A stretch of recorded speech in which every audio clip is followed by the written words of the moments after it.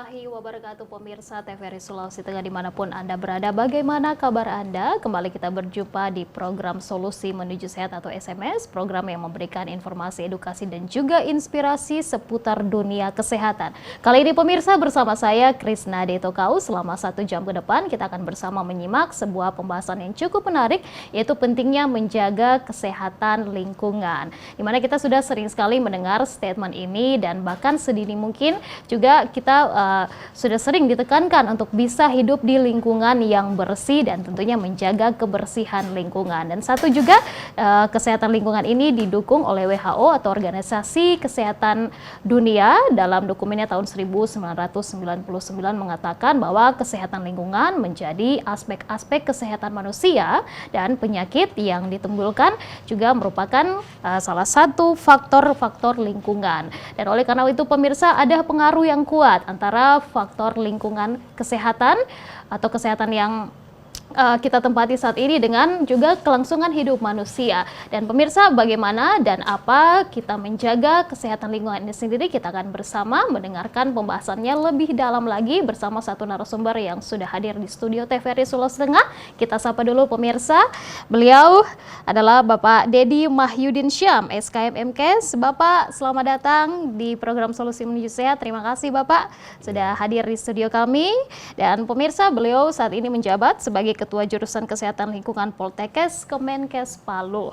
Dan pemirsa, kita akan bersama-sama langsung saja terkait dengan topik kita pada hari ini. Namun sebelumnya pemirsa, nanti di tengah-tengah dari pembahasan kita kami memberikan kesempatan untuk Anda dapat bertanya secara langsung kepada narasumber kita melalui telepon interaktif kami 0451452414. Dan Bapak Dedi begitu ya, saya sebut saja Pak Dedi, memang sudah sering sekali masyarakat mendengarkan, bahkan juga banyak sekali yang mendukung masyarakat harus tinggal di lingkungan yang sehat begitu ya. Tapi kita ingin lebih tahu lagi nih Pak, apa sih sebenarnya lingkungan apa sih itu Pak kesehatan lingkungan? Boleh diberitahu kepada kita Pak? Ya, baik, terima kasih Pak Krisna. Iya. Saya ingin menyapa dulu pemirsa TVRI yang ada di rumah. Terkait dengan kesehatan lingkungan, sebetulnya banyak pendapat ya yang terkait dengan apa sih itu kesehatan lingkungan. Banyak pendapat para ahli. Namun di sini bisa saya berikan penjelasan yang lebih sederhana bahwa kesehatan lingkungan itu sendiri merupakan bagian dari ilmu kesehatan masyarakat yang mengkaji tentang hubungan antara manusia dan lingkungan yang bertujuan untuk meningkatkan faktor-faktor lingkungan yang menguntungkan dan mengurangi faktor-faktor lingkungan yang dapat merugikan guna mengontrol faktor pengaruh lingkungan terhadap penularan penyakit terhadap masyarakat. Jadi intinya di sini bahwa bagaimana faktor-faktor lingkungan itu selalu lebih bersifat menguntungkan atau lebih bersifat positif sehingga penularan penyakit terhadap masyarakat itu bisa dicegah. Kira-kira seperti itu singkatnya ya atau sederhananya. Baik, tujuan utamanya tentunya memberikan keuntungan begitu ya bagi manusia, tentunya keuntungan yang baik begitu Pak ya. Betul. Kalau kita Pak berbicara mengenai kesehatan lingkungan, sebenarnya saat ini apa saja sih permasalahan lingkungan yang dihadapi masyarakat yang mungkin memang belum kelar-kelar begitu Pak?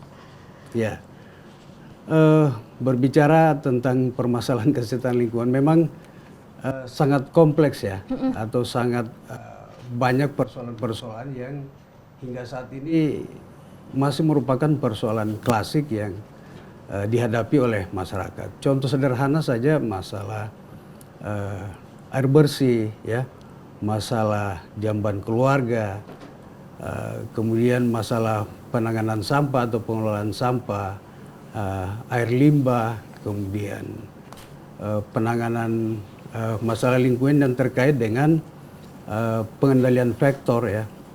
Pengendalian faktor di sini maksudnya adalah bagaimana sih upaya yang dilakukan untuk menghilangkan peran binatang-binatang yang dapat berperan sebagai penyebar bibit-bibit penyakit dari manusia yang sehat ke manusia yang sakit gitu. Jadi saya kira itu permasalahan yang permasalahan klasik terkait dengan persoalan kesehatan lingkungan. Iya. Sebetulnya masih banyak sih persoalan-persoalan lain yang hingga saat ini belum teratasi ya.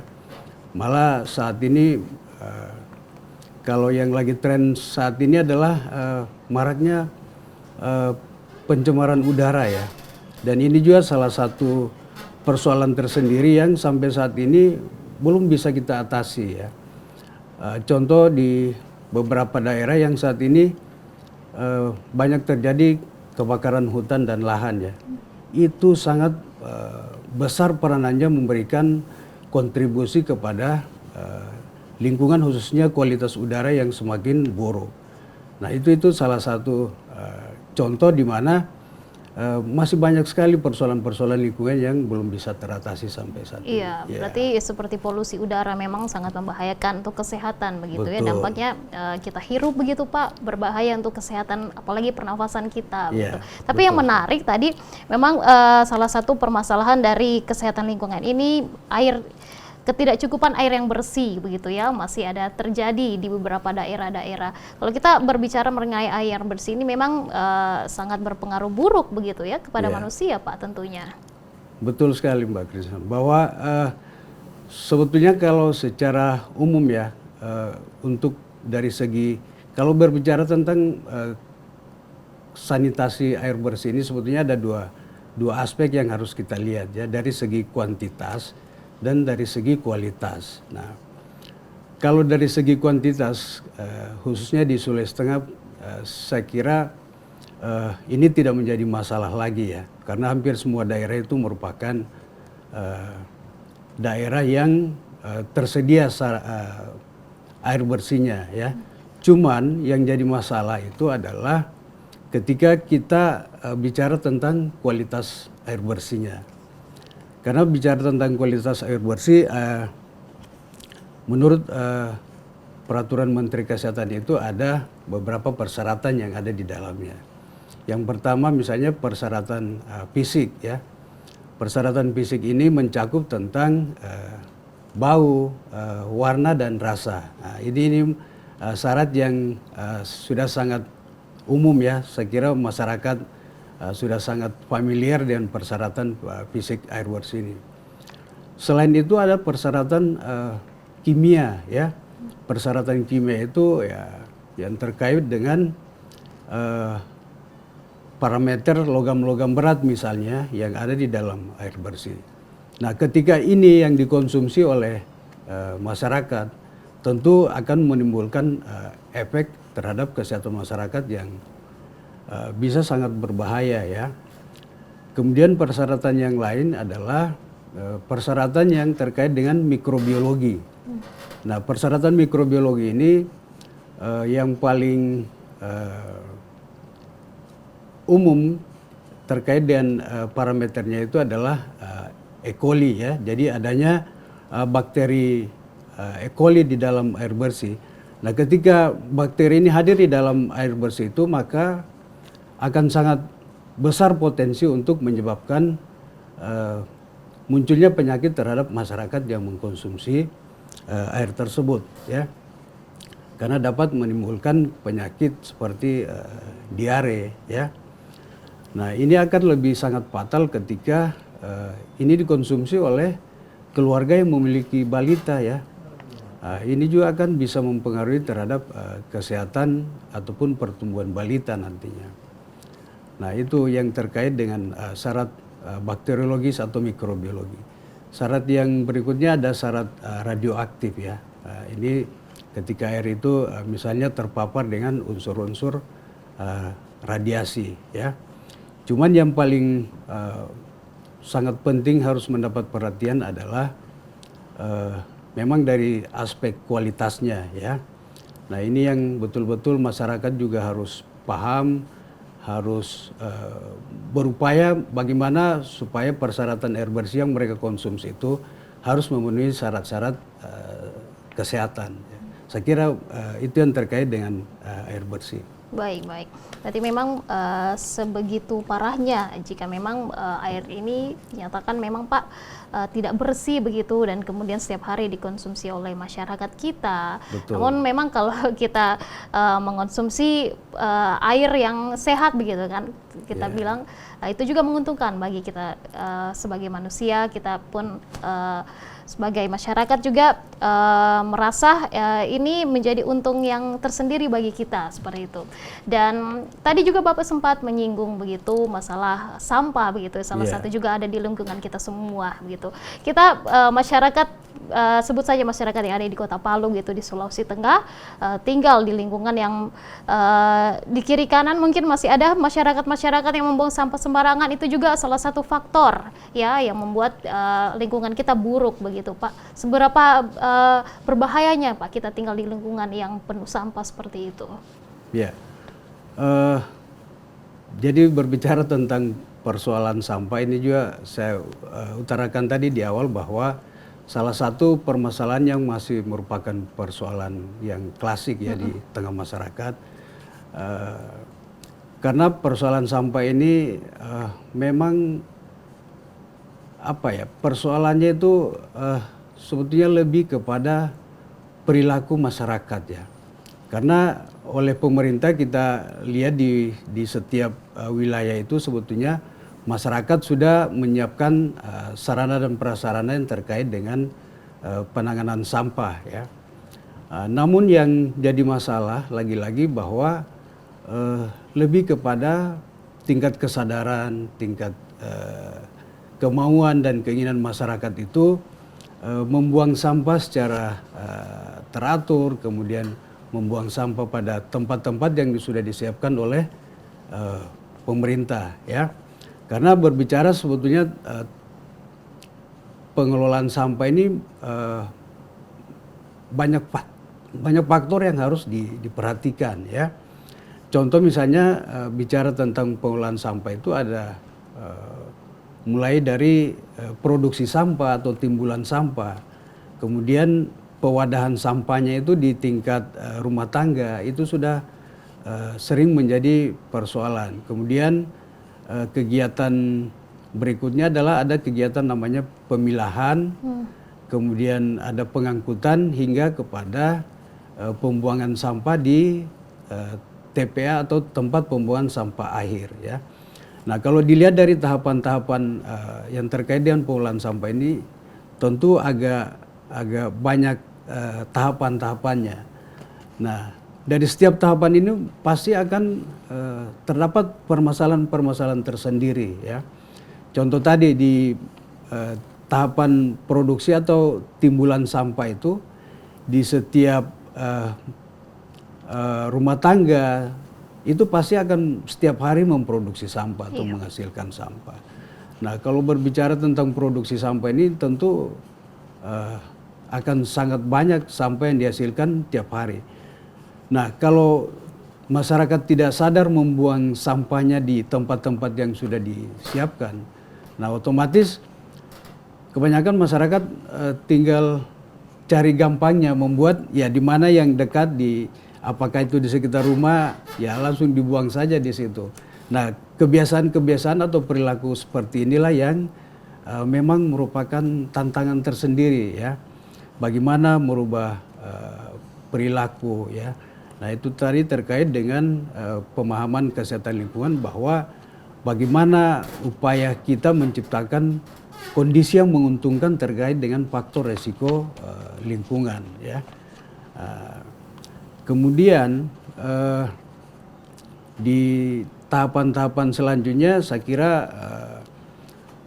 kalau sudah terkait dengan pengangkutan saya kira sementara saya melihat apalagi pemerintah Kota Palu khususnya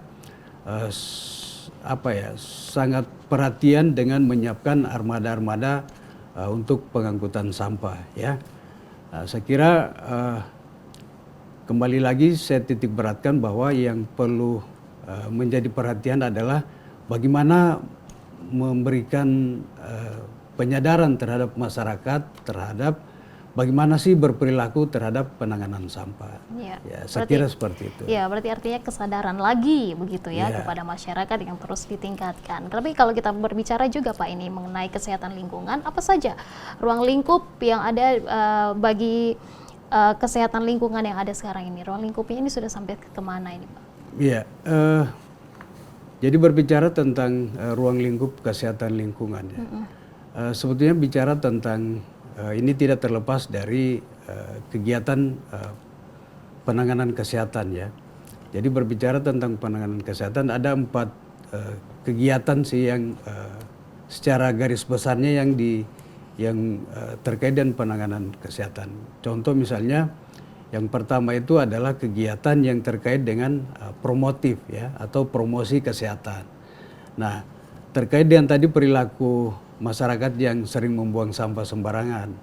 Nah, kegiatan-kegiatan ini yang merupakan kegiatan yang diharapkan bisa memberikan edukasi kepada masyarakat untuk merubah perilaku ya dari yang perilaku yang kurang baik menjadi perilaku yang lebih baik.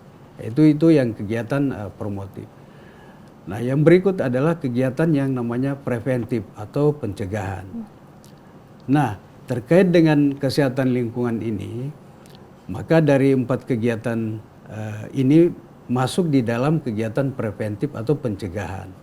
Karena kegiatan yang lainnya nanti ada yang masuk di dalam kegiatan kuratif atau pengobatan dan kegiatan rehabilitatif. Nah, terkait tadi yang ditanyakan bahwa di ruang lingkup mana, maka kesehatan lingkungan itu masuk di ranah preventif atau pencegahan. Sementara kalau terkait dengan bidang-bidang apa sih yang terkait dengan kesehatan lingkungan itu sangat-sangat luas ya, sangat banyak ya. Contoh tadi yang kita sudah sampaikan di awal tadi, contoh misalnya penanganan terkait dengan sanitasi air bersih, sanitasi pengolahan sampah, sanitasi makanan dan minuman juga masuk di dalamnya ya. Kemudian penanganan tentang sanitasi air limbah rumah tangga, kemudian penanganan ataupun pengendalian faktor penyakit ya seperti nyamuk, lalat dan banyak lagi jenis-jenis faktor lainnya yang ada di dalamnya. Ya, jadi begitu. Ya, baik. Baik, semakin menarik begitu pemirsa pembahasan kita bersama dengan Bapak Dedi terkait dengan pentingnya menjaga kesehatan lingkungan. Kalau tadi Pak Dedi sudah membagikan begitu ruang lingkup dari kesehatan lingkungan sendiri adalah preventif begitu ya atau pencegahannya Pak. Masyarakat terus akan beritahu atau terus untuk diingatkan bahwa kesehatan lingkungan itu begitu penting. Kenapa ini harus selalu diberitahu kepada masyarakat, Pak? Seberapa pentingnya sih kesehatan lingkungan ini kepada masyarakat? Ya, kenapa kesehatan lingkungan ini penting untuk diketahui oleh masyarakat? Ya, seperti tadi saya sampaikan bahwa kegiatan inti daripada kesehatan lingkungan itu sendiri adalah bagaimana menciptakan kondisi atau faktor-faktor lingkungan itu menguntungkan ya. Maksudnya di sini menguntungkan bahwa faktor lingkungan itu selalu dalam kondisi yang ideal ya. Misalnya contoh tadi masyarakat mengkonsumsi air bersih itu harusnya seperti apa. Kemudian masyarakat mengelola sampah itu harusnya seperti apa. Nah itu yang dimaksudkan di sini adalah kondisi mengelola lingkungan yang menguntungkan. Nah kalau yang lingkungan yang merugikan tentu sebaliknya ya, bahwa kondisi lingkungan itu berada dalam kondisi yang sangat memungkinkan atau sangat potensi untuk dapat sebagai pencetus atau pemicu terjadinya penularan penyakit ya. Nah jadi ada dua poin sih sebetulnya yang terkait dengan penanganan kesehatan lingkungan. Kira-kira kembali lagi begitu ya, seperti yang sudah Pak Dedi sebutkan di awal bahwa memang menguntungkan bagaimana masyarakat ini hidup di kondisi yang begitu ideal pada semestinya. Baik pemirsa, apakah kita sudah bisa membuka untuk line telepon pada saat ini? Bagi pemirsa yang ingin bergabung, langsung saja bertanya pemirsa kepada narasumber kita mengenai pentingnya menjaga kesehatan lingkungan, atau mungkin pemirsa yang saat ini ingin bertanya begitu, mungkin merasakan ya tinggal di lingkungan yang semestinya pemirsa di rumah selayaknya begitu mereka untuk tinggal di lingkungan tersebut, namun masih saja mengalami lingkungan yang buruk begitu, yang butuh juga solusi. Silakan pemirsa, kami buka line telepon kami 0451452414 atau di 0817452414. Baik, kembali lagi Pak Dedi. Sangat menarik begitu ya untuk menjaga kesehatan lingkungan, dan kalau kita berbicara mengenai kesehatan lingkungan itu sangat luas, ya, betul. Sangat luas sekali. Kita bisa berbicara dari manapun kita itu dapat begitu Pak. Misalnya nih Pak, anak-anak yang sedari dini mungkin mereka sudah diedukasi begitu ya untuk bisa menjaga kesehatan lingkungan atau hidup di lingkungan yang bersih. Salah satunya memang pendukung yang penting adalah di sekolah begitu ya. Mereka sudah diajarkan untuk mencuci tangan dengan sebelum makan juga. Kemudian banyak lagi program atau edukasi yang diberikan oleh guru mereka sedari dini mungkin untuk bisa tinggal di lingkungan yang cukup bersih. Apakah di sekolah ini sebegitu berperan besar Pak, atau mungkin selain sekolah ada peran yang lebih penting lagi kepada anak-anak ini kalau kita berbicara kepada anak-anak untuk bisa tinggal atau menjaga kesehatan lingkungan? Ya, saya kira upaya yang dilakukan untuk sedini mungkin memperkenalkan bagaimana sih upaya-upaya kesehatan kepada anak-anak sekolah.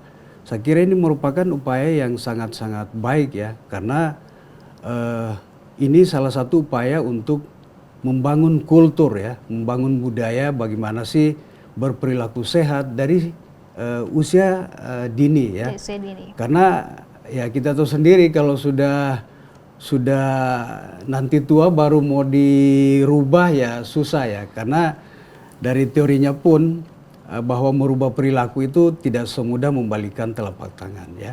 Itu butuh waktu, butuh proses, sehingga pendidikan yang diberikan pada usia-usia anak sekolah, saya kira ini upaya yang sangat baik, dan kalau itu ditangani dengan baik, diberikan metode yang baik, saya kira bisa memberikan hasil yang efektif ya untuk membangun kultur ataupun budaya membiasakan anak-anak hidup sehat dari usia dini ya.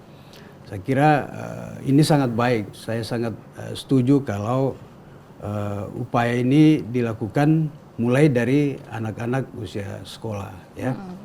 Jadi memang budaya itu sudah terbentuk sejak mereka sudah berada di lingkungan sekolah untuk menjaga lingkungan mereka dengan baik dan hidup di lingkungan yang sehat seperti itu ya. Kalau misalnya kita berbicara di lingkungan rumah begitu Pak, berarti peran penting ini adalah orang tua. Betul. Misalnya orang tua ingin memberikan edukasi kepada anak, apa-apa saja misalnya Pak yang penting begitu orang tua ini edukasikan kepada anaknya untuk bisa menjaga kesehatan lingkungan.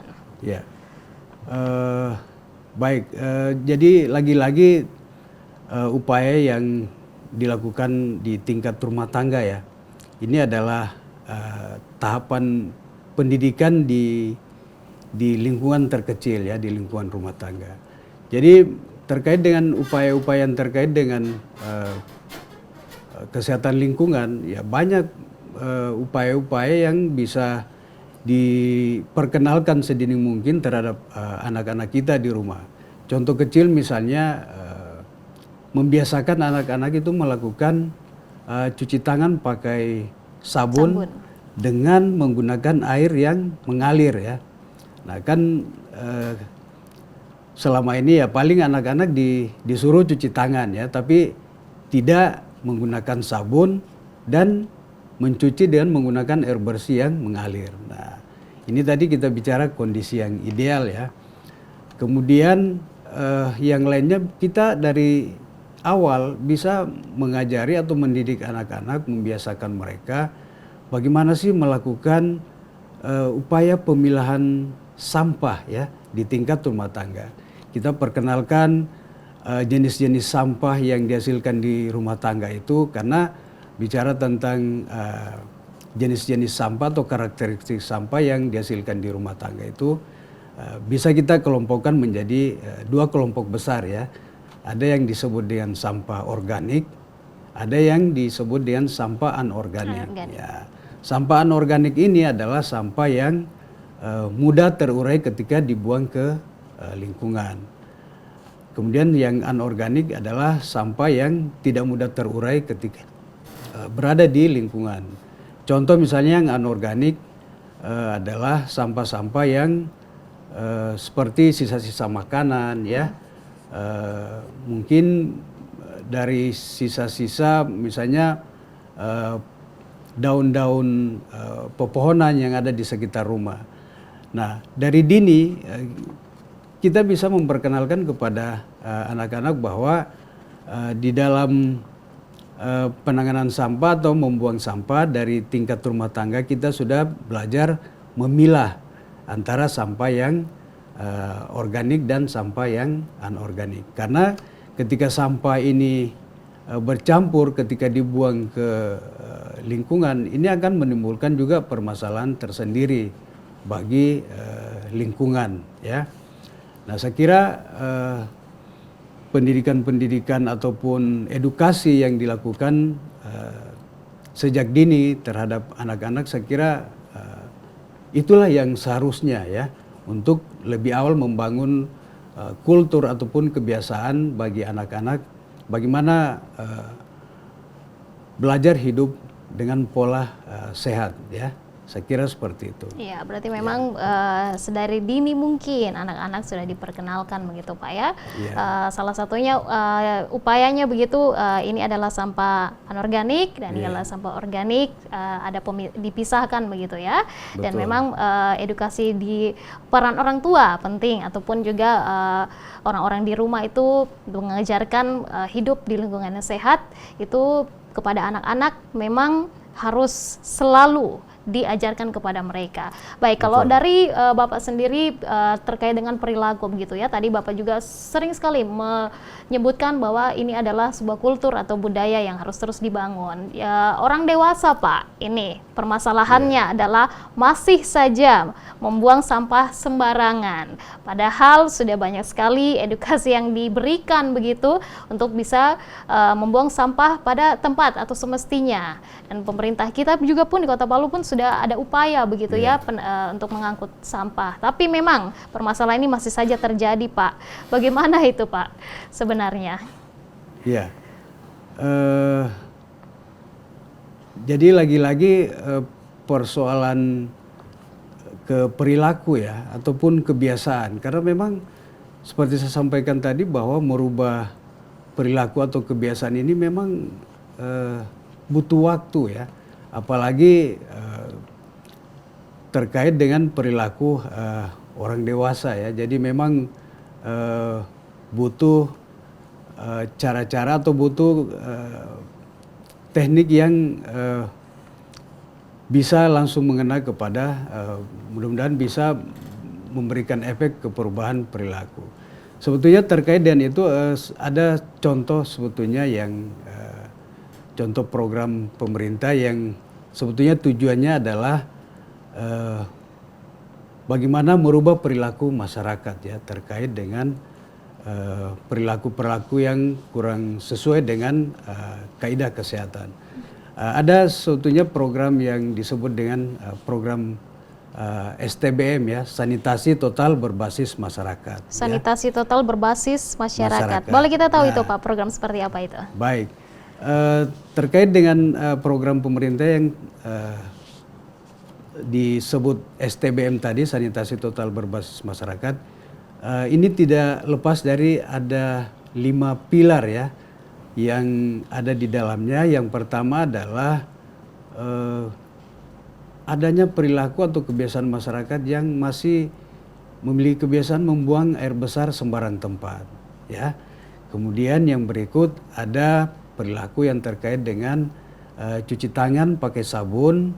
Kemudian ada pengelolaan air bersih dan makanan yang sehat di tingkat rumah tangga, kemudian pengamanan sampah rumah tangga, dan pengamanan air limbah di tingkat rumah tangga.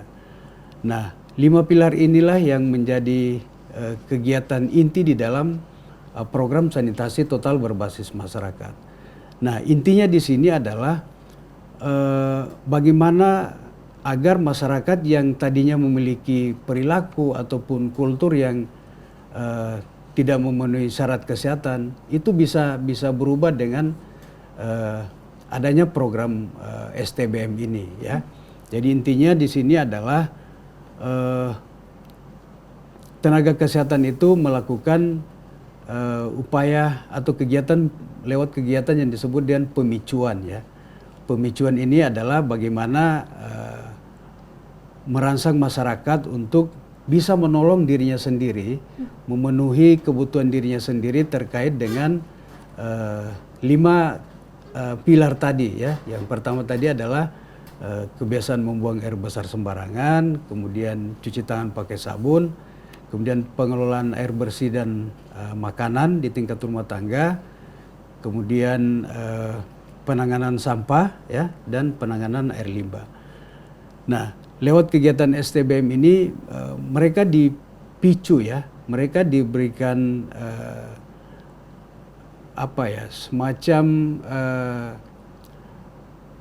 stimulus bagaimana supaya bisa mereka mengatasi permasalahan-permasalahan terkait dengan lima pilar tersebut. Nah, itu yang terkait dengan salah satu upaya yang dilakukan untuk merubah perilaku masyarakat terkait dengan kebiasaan-kebiasaan yang tidak memenuhi syarat kesehatan menjadi perilaku-perilaku yang seharusnya memenuhi syarat kesehatan. Ada yang menarik, Pak, itu dari 5 pilar tersebut. Yang pertama itu masih banyak mungkin, ya, masyarakat membuang kotoran begitu di sembarang tempat begitu, Pak. Bagaimana tenaga kesehatan terus mengedukasi mereka untuk membuang kotoran atau buang air besar begitu di tempat yang tepat? Apa yang biasa dilakukan tenaga kesehatan untuk terus mengingatkan mereka? Ya, lagi-lagi bahwa peran tenaga kesehatan, kalau kita bicara di tingkat pelayanan kesehatan, yang menjadi ujung tombak di daerah-daerah misalnya yang masih terdapat masyarakat yang belum menerapkan pola hidup bersih dan sehat, itu adalah tenaga kesehatan yang berada di tingkat puskesmas, ya. Puskesmas, kemudian di puskesmas itu membentuk lagi tenaga-tenaga kader kesehatan yang menjadi perpanjangan tangan tenaga kesehatan yang ada di puskesmas.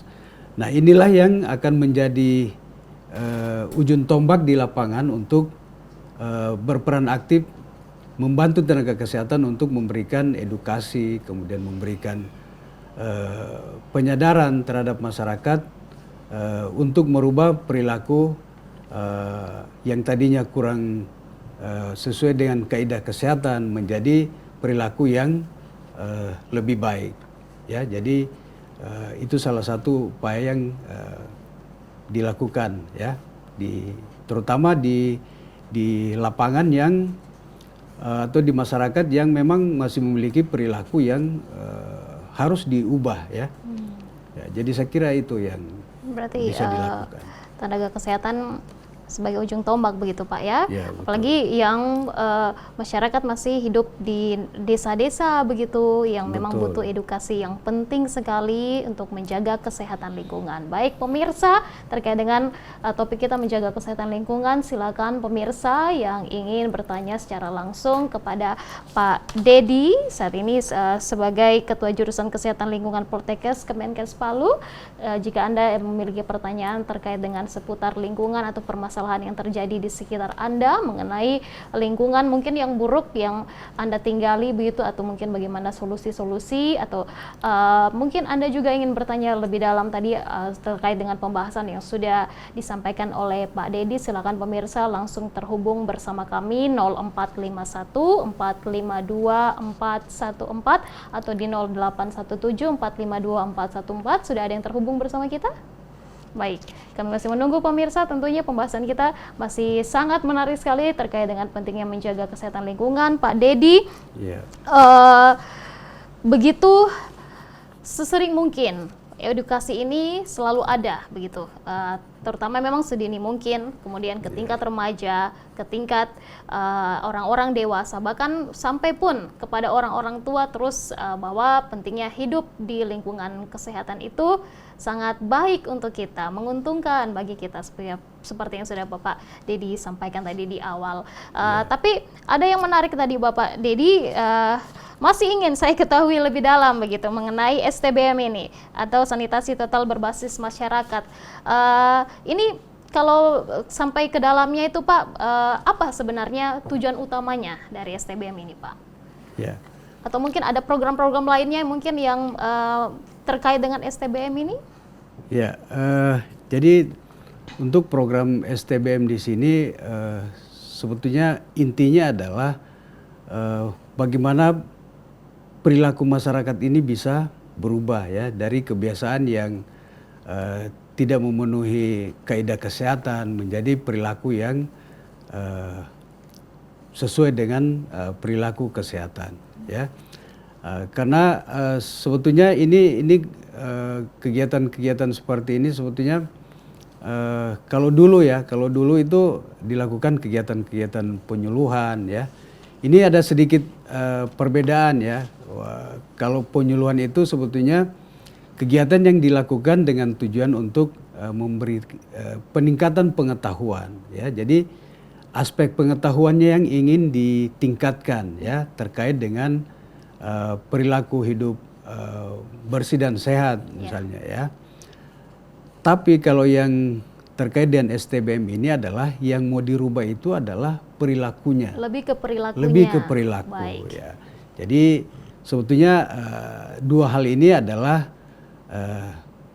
hal yang tidak bisa dipisahkan ya, karena sangat terkait antara ketika pengetahuan masyarakat itu meningkat, kita harapkan bahwa perilaku pun ikut berubah ya dari yang tadinya tidak sesuai dengan kaidah kesehatan menjadi perilaku yang sesuai dengan kaidah kesehatan. Nah, sehingga diharapkan bahwa kombinasi antara kegiatan penyuluhan dengan pemicuan ini melalui kegiatan STBM itu akan sangat bisa memberikan efek positif yang sangat-sangat luar biasa kalau ini dilakukan dan berhasil ya. Karena ya seperti saya sampaikan tadi, dua hal ini memang sangat-sangat terkait ya antara pengetahuan dengan perilaku masyarakat. Ya, kira-kira seperti sampai sejauh ini kalau menerapkan program STBM ini sendiri sudah sampai kemana kalau di Sulawesi Tengah ini Pak? Kegiatan STBM ini sebetulnya merupakan program yang kalau kita bicara tentang kegiatan di tingkat puskesmas ya, karena dari beberapa daerah yang kami sudah kunjungi dan memang kegiatan STBM ini sangat dianjurkan untuk dilakukan di tiap puskesmas ya, dan ini pun diharapkan bisa menjadi kegiatan yang diharapkan bisa menjadi kegiatan yang dapat merubah perilaku masyarakat terkait dengan perilaku hidup bersih dan sehat itu. Baik, Ya. baik. Berarti intinya kepada tingkat puskesmas gitu seperti Bapak katakan tadi, untuk mereka turun ke lapangan, kemudian memberikan edukasi atau dalam program STBM ini sanitasi total berbasis masyarakat, yang begitu tentunya penting memberikan edukasi. Baik pemirsa, kami masih menunggu Anda untuk bergabung bersama kami. Sudah adakah yang bergabung bersama kami di Solusi Menuju Sehat? Pemirsa 0451452414 atau 0817452414 masih menantikan Anda tentunya untuk bisa terhubung bersama kami di Solusi Menuju Sehat.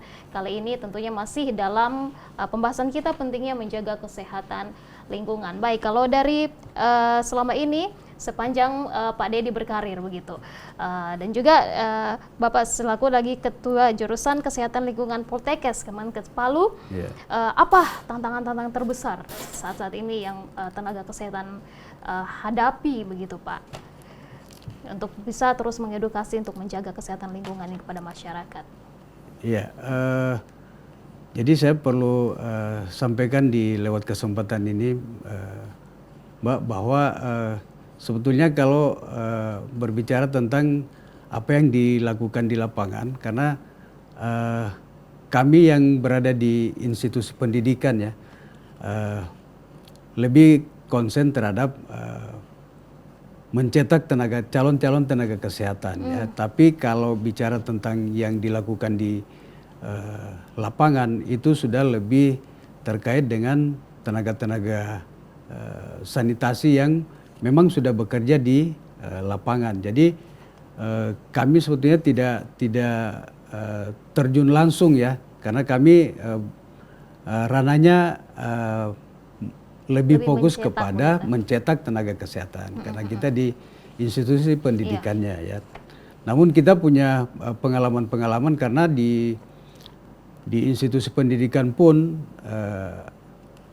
ada tridharma, kegiatan tridharma yang juga di dalamnya ada kegiatan penelitian dan pengabdian kepada masyarakat. Jadi kita pun khususnya dosen-dosen yang ada di Politeknik Kesehatan Kemenkes Palu itu, khususnya di jurusan kesehatan lingkungan, hampir tiap tahun melakukan kegiatan tridharma yang juga berinteraksi atau terlibat di dalam kegiatan yang dilakukan di kegiatan-kegiatan oleh tenaga-tenaga sanitasi yang ada di puskesmas. Jadi kita juga tahu ya, cuman ada perbedaan ranah kerjanya ya. Baik. Jadi kalau bicara tadi bahwa apa yang sudah dilakukan di lapangan, sebetulnya itu lebih ke wilayah tenaga-tenaga kesehatan yang sudah turun bertugas di lapangan. Baik, Ya, baik, Pak. Baik, Bapak Dedi, Iya. kita punya penelpon pada hari ini 045 Solusi Menuju Sehat. Assalamualaikum warahmatullahi wabarakatuh. Solusi Menuju Sehat. Iya, Solusi Menuju Sehat dengan siapa di mana? Dengan Putri di Dewi Sartika, Mbak. Iya, Ibu Putri di Dewi Sartika. Silakan Ibu Putri, apa yang akan ditanyakan? Baik, yang ingin saya tanyakan, apakah ada pengaruh teknologi terhadap lingkungan hidup, Pak? Baik, itu aja. Baik, Terima kasih. Iya, terima kasih Ibu Putri di Dewi Sartika, pengaruh teknologi kepada kehidupan, begitu ya? Iya. Ya, mungkin teknologi ini berpengaruh penting juga Pak terhadap ya kesehatan lingkungan dari manusia, begitu? Iya. Jadi berbicara tentang faktor lingkungan yang bisa mempengaruhi terhadap kesehatan, salah satu diantaranya adalah kemajuan teknologi ya. Kemajuan teknologi ini kalau kita berbicara tentang kemajuan industri misalnya ya. Nah, kalau kita berbicara tentang kemajuan industri, maka yang sangat terkait dengan kesehatan lingkungan adalah produksi-produksi yang mereka hasilkan itu kan menghasilkan limbah ya. Ya. Nah, itu salah satu dampak dari kemajuan teknologi ya, yang bisa berdampak terhadap kondisi kesehatan lingkungan ya. Kalau misalnya industri yang menggunakan teknologi tidak mengelola limbahnya secara baik dan benar, tentu akan dapat menimbulkan dampak negatif terhadap kondisi lingkungan, ya.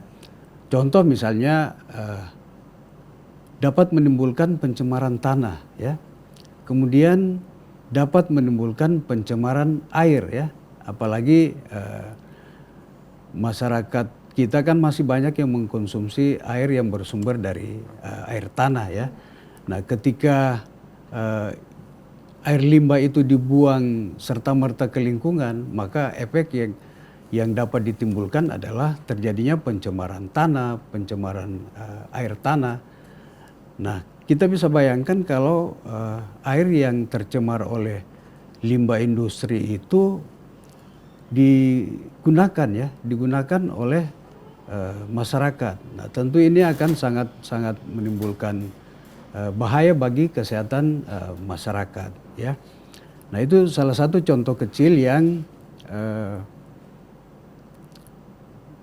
dampak kemajuan teknologi terhadap kesehatan lingkungan. Baik, Ya. berarti sebegitu kuatnya pengaruh teknologi ini kepada kesehatan lingkungan kita, Betul. Pak. Apalagi kalau berbicara mengenai industri-industri yang banyak sekali sudah dibangun begitu, apalagi memproduksi suatu barang dan ya seperti Bapak katakan tadi, jika limbah tersebut tidak dikelola dengan baik dan benar, maka sangat berpengaruh buruk kepada kelangsungan hidup manusia. Betul. Jadi selain faktor dari teknologi, mungkin yang lain, mungkin Pak Dedi selama ini bisa men-share kepada kita selain faktor teknologi, apakah mungkin bisa dibenarkan kalau faktor dari cuaca, Pak Dedi?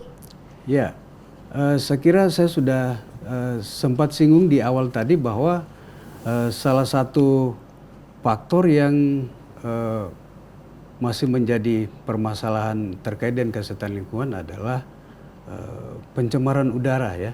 Pencemaran udara ini tidak bisa dipisahkan dengan faktor cuaca, ya. Mungkin yang kita sering dengar adalah terjadinya pemanasan global, ya, atau global warming yang efeknya adalah dapat mempengaruhi naiknya suhu di permukaan bumi.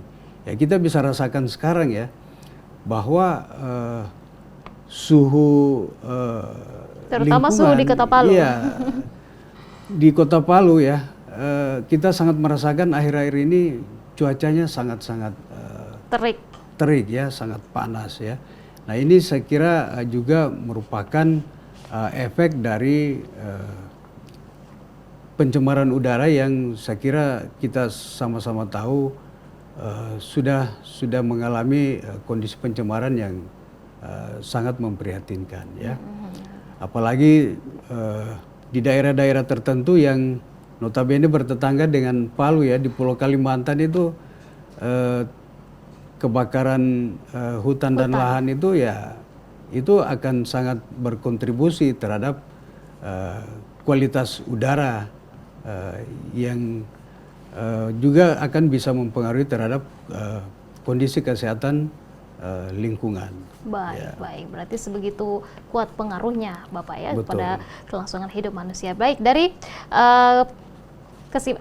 pembahasan yang sudah Pak Dedi sampaikan dan juga pemirsa sudah menyaksikan kita saat ini di Solusi Menuju Sehat, apa ini, Pak, kesimpulan yang disampaikan kepada masyarakat TVRI Sulawesi Tengah saat ini yang menyaksikan kita di Solusi Menuju Sehat? Silakan, Pak Dedi. Ya, baik.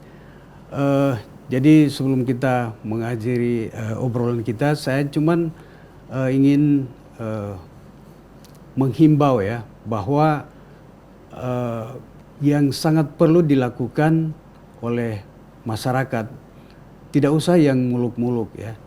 Kita melakukan hal yang sederhana saja. Mari kita membangun kesadaran, ya, membangun kemauan untuk melakukan perubahan perilaku dari perubahan yang tidak sehat menjadi perilaku yang lebih sehat. Saya kira kita bisa memulai dari diri kita sendiri, kemudian meningkat ke tingkat keluarga, baru ke tingkat yang lebih besar lagi di tingkat masyarakat. Nah, kalau ini kita bisa lakukan, insya Allah dengan kemauan yang kuat, perilaku-perilaku yang tadinya kurang sehat bisa kita berubah menjadi atau bisa berperilaku menjadi perilaku yang lebih sehat. Insya Allah dengan kesadaran itu kita kan bisa membawa sebagai agen atau sebagai agen perubahan terhadap diri kita sendiri, keluarga dan masyarakat secara luas. Saya kira itu yang bisa saya sampaikan sebagai kesimpulan pada saat ini. Baik pemirsa, sekiranya dari pembahasan kita mengenai topik menjaga kesehatan lingkungan ini sudah jelas begitu dalam solusi menuju sehat kali ini. Terima kasih Pak Dedi Wahyudin Syam SKMMKes selaku Ketua Jurusan Kesehatan Lingkungan Poltekkes Kemenkes Palu hadir sudah menjelaskan begitu mengenai topik pembahasan kita. Pemirsa, terima kasih juga telah menyaksikan program Solusi Menuju Sehat. Kami akan kembali hadir untuk Anda tentunya setiap Senin pemirsa pukul 6 sore hingga pukul 7 malam. Dan pemirsa, saya Krisna Deto kau pamit undur diri. Wassalamualaikum warahmatullahi wabarakatuh dan sampai jumpa.